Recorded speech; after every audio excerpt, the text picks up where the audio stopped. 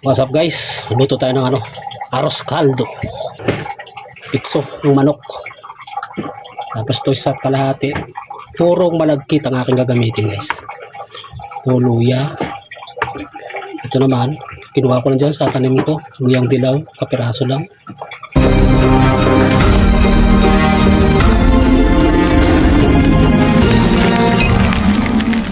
Hatiin ko muna itong ating luya. Itong luya na ito is malinis na to.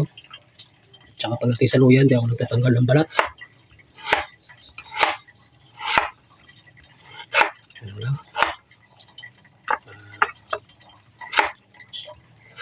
Gusto ko yung medyo may maluya para may konti siyang anghang pag hinigop.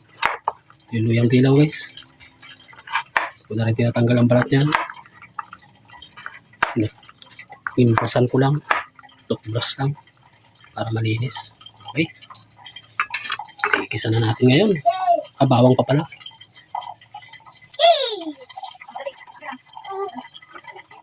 Bawang yan, magalit namin ang lasa ang aros kaldo ng Bulacan.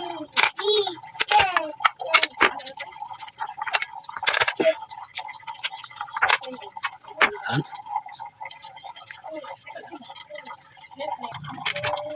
Yan. Talagang pininin mo. Okay, isa natin. Yan. Diyan ko siya lulutuin sa ating malaking kawali. Wala akong malaking kaldero. Tsaka isa pa, mas madaling magsangkot siya dito. Ang ating sangkap. Okay. Hanggat di pa gaano mainit yung kawali, lalagyan ko na ng kunting mantika. Yan. Okay, yung mantika na yan. Kunti lang.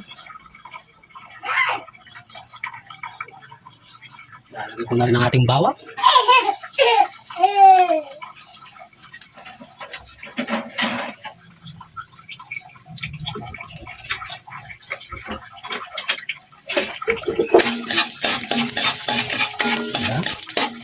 Medyo mapula na yung bawang natin. Medyo may itim na nga. Bulog na siya. So, lalagay natin yung ating luya. Yung luya, kailangan mga amoy. Hindi malalabas yung kanyang aroma.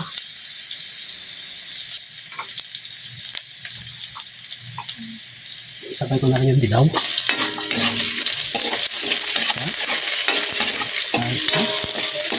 Isabay ko na rin ang manok.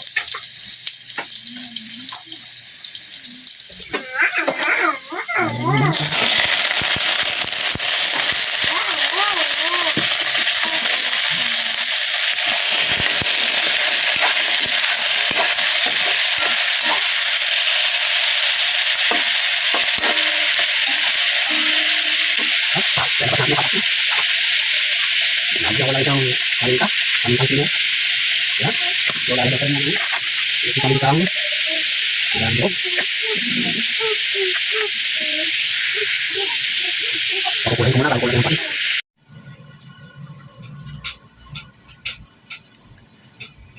Ayan na guys, tingnan natin. Ayan na yan. Lumabas na yung katas ng manok oh. Ayan.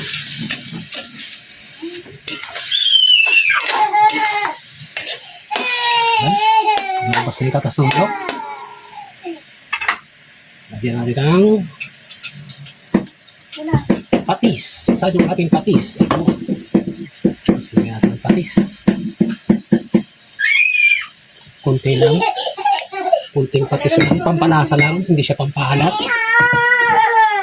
Dapat kasi dyan matabang lang.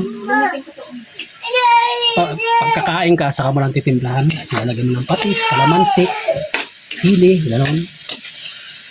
Kaya dito, ang patis na nilalagay para lang siya lumasa, ang pasarap. Okay. Ayan na.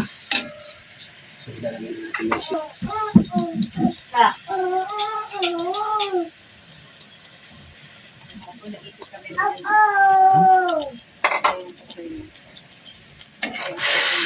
Kailangan natin haluin talaga ito para yung lasa dumikit sa bigas.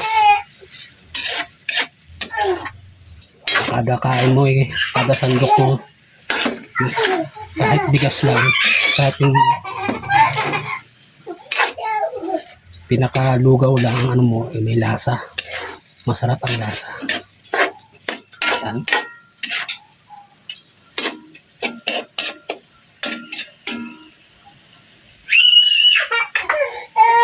Medyo pa pula-pulahin natin yan. Chicken natin. Chicken natin. Kung pwede na. Kumapit na to. Ayan, kapit na. Kumapit na yung bigas. Ayan.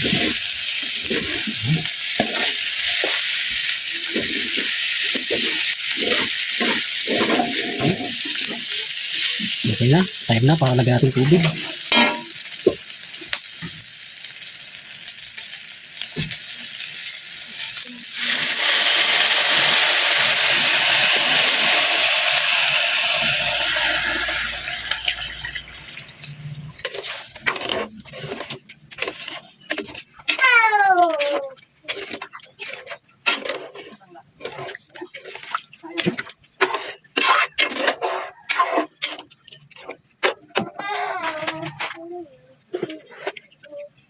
Tapos siya.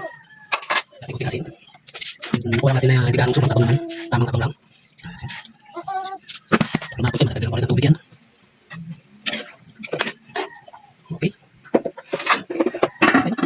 Hintayin natin lumambot yung bigas. Yung malakit. Yung sabaw. Okay. Lumambot yung sabaw. Malakit na.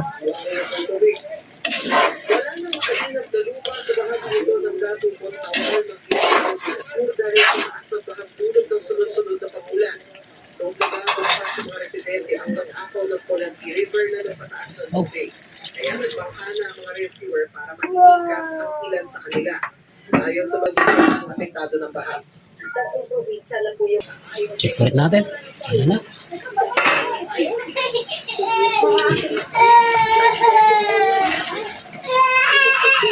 Ito na yung bigas guys.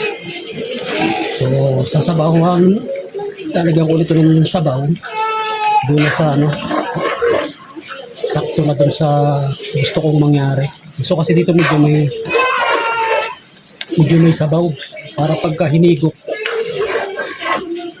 sarap siya higupin. Lalo pag nilagyan mo ng sili kalamansi tsaka ano.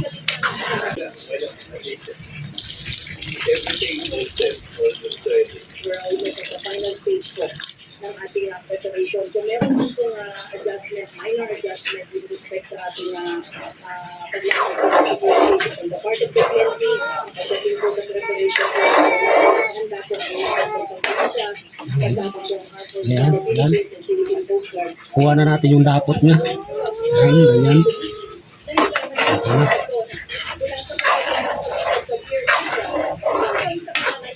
Sa hotelo, hanggang sa pagpasok at pag-alis niya ng session board. Para sa GMA Integrated News, Pino Manila Perez, Carabuto, 24 oras.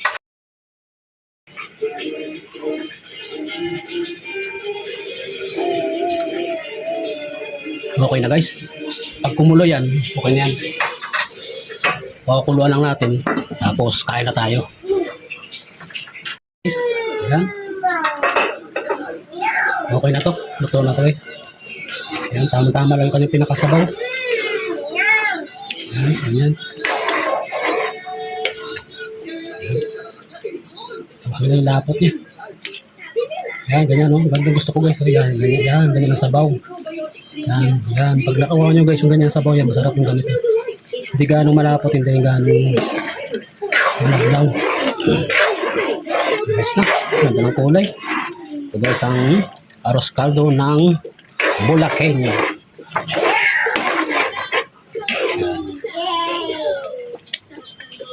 Ayan.